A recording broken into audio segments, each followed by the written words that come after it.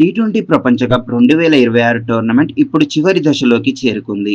మొదటి సెమీఫైనల్ ఇప్పటికే పూర్తయింది.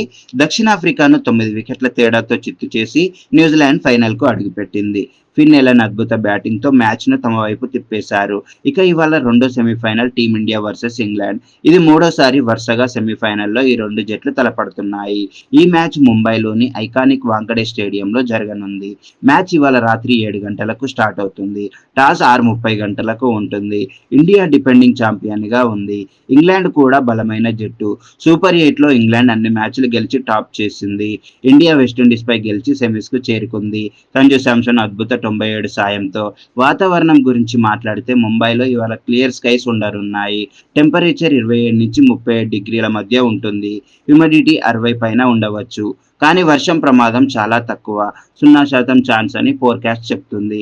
అయితే మీరు చెప్పినట్లు 20 నుంచి 30% వర్షం అని కొందరు అంచనా వేస్తున్నారు.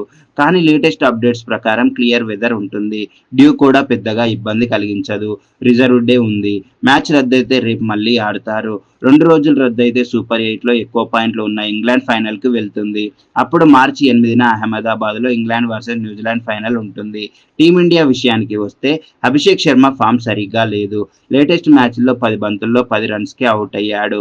దీంతో అతన్ని డ్రాప్ చేసి రింకు సింగ్కు అవకాశం ఇవ్వవచ్చని రూమర్స్ వస్తున్నాయి. రింకు ఫినిషర్గా బాగా ఆడగలడు. సంజు శాంసన్ విషయంలో కూడా కొందరు అసభ్యకర సెలబ్రేషన్స్ గురించి ప్రచారం చేస్తున్నారు. నిషేధం వస్తుందని. కానీ అలాంటి అఫీషియల్ అప్డేట్ లేదు.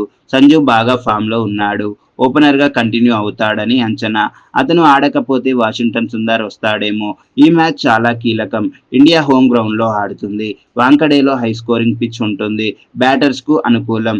ఇంగ్లాండ్ బౌలింగ్ బలంగా ఉంది. కానీ ఇండియా బ్యాటింగ్ డెప్త్ ఎక్కువ. సూర్యకుమార్ యాదవ్ కెప్టెన్సీలో ఇండియా గెలిస్తే ఫైనల్లో న్యూజిలాండ్తో తలపడనుంది.